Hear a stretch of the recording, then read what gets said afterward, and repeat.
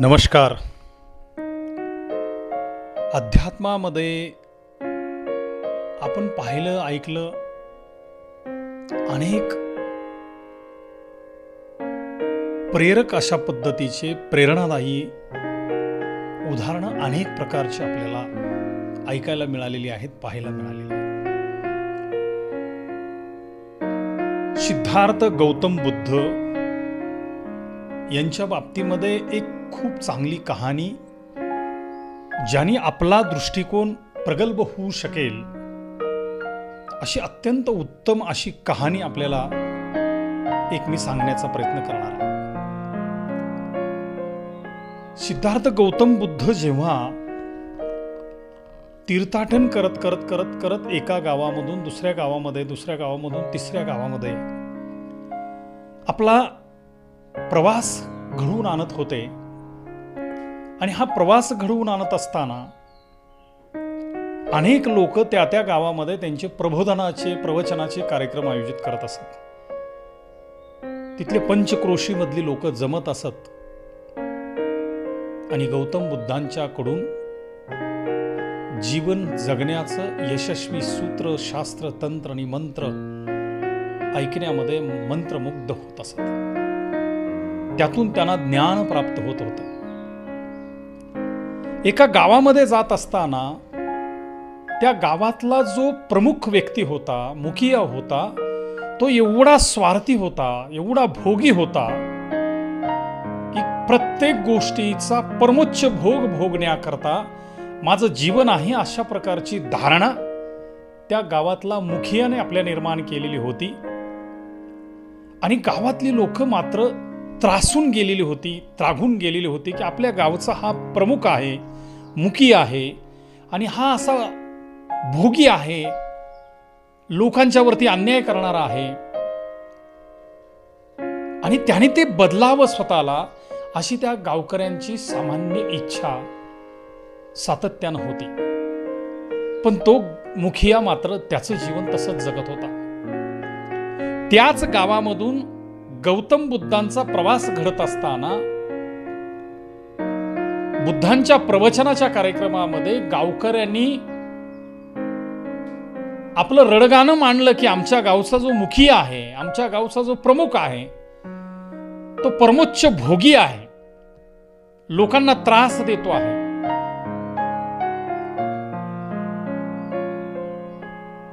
त्याला जरा मार्गदर्शन करा, आमच्या सोबत चला. बुद्धांनी सांगितलं की माझा आज मुक्काम आहे, तुम्ही उद्या त्याला येताना घेऊन या उद्याच्या प्रवचनाला. गावकऱ्यांच्या अनेक विनवणी केल्यानंतर तो मुखिया बुद्धांच्या दुसऱ्या दिवशीच्या प्रवचनाच्या कार्यक्रमाच्या ठिकाणी पोहोचला. त्याने ते प्रवचन ऐकलं, इतरांनाही ऐकलं आणि गावकऱ्यांना वाटत होतं की हे प्रवचन ऐकल्यानंतर आपल्या गावच्या मुखियाचे विचार परिवर्तित होतील आणि तो चांगल्या मार्गाने त्याला उपरती होईल वागण्याची. पण असं काही घडलेलं नाही. त्यावेळेला त्या मुखियाच्या बाबतीमध्ये बुद्धांनी त्याच्याशी संवाद करावा असं गावकऱ्यांना वाटलं. बुद्ध त्याला म्हणाले की जीवनाचा अर्थ काय आहे, तू कोण आहेस, तू कशासाठी जन्माला आलेला आहेस, तुला कुणी जन्माला घातला आहे आणि तुझ्या जीवनाचा उद्देश काय आहे, हे सारं काही तू विसरून जाऊन तू भोगी जीवन जगतोयस आणि आपल्या जीवनाचा व्यर्थ वेळ दवडून आपल्या जीवनाचं माथेरं करतो आहेस. गौतम बुद्धांनी त्याच्या डोक्यावरून हात फिरवला. एक अनुभूती त्या भोगी माणसाच्या, त्या मुखिया माणसाच्या मनामध्ये तयार झाली, बुद्धीमध्ये परिवर्तन झालं आणि एवढा त्यागी भोगी असणारा व्यक्ती इतका त्यागी झाला, इतका त्यागी झाला, इतका त्यागी झाला की दुसरी माणसं रोडनी चालत असेल तर तो लोकांना रस्ता देऊन तो काट्यातून, काट्याकुट्यातून, दगडातून चालू लागला. इतकं परिवर्तन त्याच्यावरती झालं. त्याचं जे जे काय होतं ते लोकांना द्यायला सुरुवात केली. दान धर्म करायला सुरुवात केली, मदत करायला सुरुवात केली, कारण बुद्धांनी त्याच्या डोक्यावरून हात फिरवून त्याला अनुभूती दिलेली होती. जीवन जगण्याचा अर्थ सूत्रशास्त्र मंत्र त्याला दिलेला होता. जेव्हा तीर्थाटन करता करता बुद्ध पुन्हा त्याच गावावरून येण्यासाठी निघाले, तेव्हा त्याच गावामध्ये पुन्हा एकदा प्रवचनाचे कार्यक्रम आयोजित केलेले होते.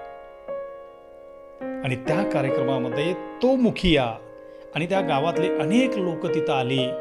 पुन्हा त्या गावकऱ्यांनी बुद्धांच्याकडे तक्रार दाखल केली, शंका व्यक्त केली, आपली चिंता व्यक्त केली.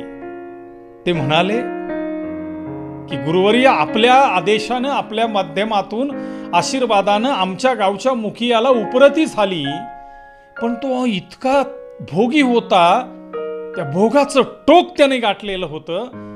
आता काही दिवसामध्ये त्यागाचं सुद्धा टोक गाठलेलं आहे. तो त्याच्या राजवाड्यात सुद्धा जात नाही. तो काय मिळेल ते खातो, तिथंच राहतो, लोकांची सेवा करतो, लोकांना मदत करतो. पण इतकाही त्याग करणं गुरुजी बरं नाही. आपण त्याला 4 शब्द सांगावेत. त्याला पुढे बोलवलं.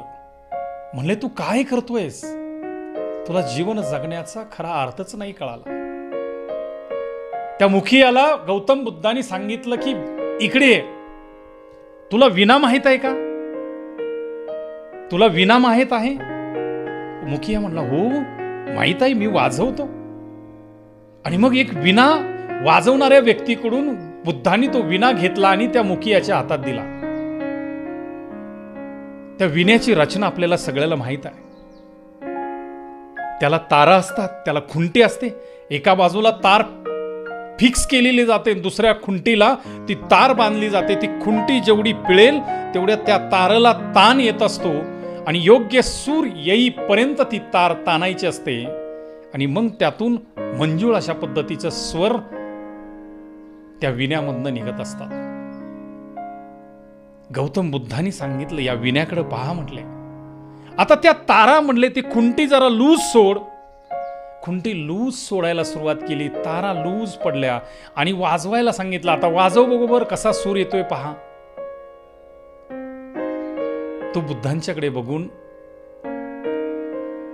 गालातल्या गालात हसला. म्हणले, गुरुजी, आता तारा एकदम ढिल्ल्या सोडलेल्या आहेत, आता वाजणार कसं?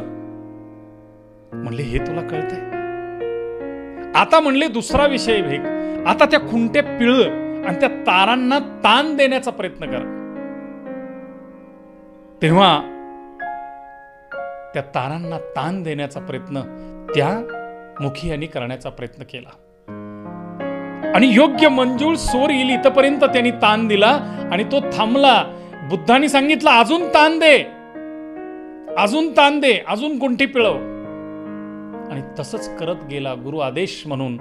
आणि एक वेळ अशी आली की त्या तारा तटातट तुटून गेल्या. तो बुद्धांच्याकडे बघून म्हणला की गुरुजी, आपण हे काय केलं? मी जे केलं ते तुला दृष्टिकोन देण्यासाठी केलं. हे लक्षात ठेव की विण्याच्या तारा इतक्या ढिल्याही सोडून चालत नाही की त्यातून स्वरच येऊ शकत नाही. आणि विण्याच्या तारा इतक्याही टाईट करून चालत नाही की त्या क्षमतेपेक्षा जास्त ताणल्या जाऊन तुटून जातील. तसं तू भोगाचंही टोक होतास आणि आता त्यागाचं सुद्धा टोक गाठलेलं आहे. विना वाजण्याकरता तारा ढिल्या सोडून चालणार नाही आणि विना वाजण्याकरता तारा इतक्याही टाईट करून चालणार नाही की त्या तारा तुटून जातील. हे जसे तुला सूत्र लक्षात येते, तसंच मानवी जीवनाचं पण सूत्र आहे. योग्य जीवन जगण्याकरता अति त्यागही उपयोगाचा नाही आणि उत्तम जीवन जगण्याकरता अति भोगही गरजेचा नाही. विना वाजण्याकरता जितक्या तारा ढिल्या किंवा टाईट ठेवाव्या लागतात, तितकंच मानवी जीवनामध्ये आपण भोग आणि त्यागाचा सम्यक स्थान आपल्याला पाळावं लागतं, तरच आपल्या जीवनामध्ये उत्तम स्वर येतात. मनपूर्वक धन्यवाद. किती अनमोल अशा पद्धतीचं गौतम बुद्धांनी आपल्या कृतीमधून या व्यक्तीला सांगता सांगता तुम्हा आम्हा सगळ्यांना जीवन सांगितलेलं आहे की आपल्या जीवनामध्ये अति त्याग करू नका, अति भोग करू नका. एका न्यूट्रल अवस्थेमध्ये, एका सम्यक अवस्थेमध्ये आपल्या जीवनाचा प्रवास आपण केला तर त्यामध्येच आपल्या जीवनाचं सुख, शांती, समाधान प्राप्त करणारं सूत्र, शास्त्र, तंत्र आणि मंत्र दडलेलं आहे. मनपूर्वक धन्यवाद. रामकृष्ण हरी. विश्वकर्मा फूड्स इंडियाची शुद्ध सोयाबीन पासून बनवलेली उत्पादनं, शुद्ध शाकाहारी वेगन फूड, उच्च दर्जाचे प्रोटीन, रिच कॅल्शियम युक्त हर्बल उत्पादने, flavoured milk, tofu paneer, shrikhand, amrakhand, दही, लस्सी, सोया आटा, नानकटाई, बिस्किट, सोयासत्व विटा पावडर, कोलेस्ट्रॉल फ्री, प्रिझर्वेटिव्ह नसलेली लो फॅट सोयाबीन उत्पादनं सर्वत्र उपलब्ध. डीलरशिप आणि होम डिलिव्हरीसाठी संपर्क Vishwakarma foods India, MIDC Koregaon, तालुका कोरेगाव, जिल्हा सातारा. मोबाईल 98 222 17 655.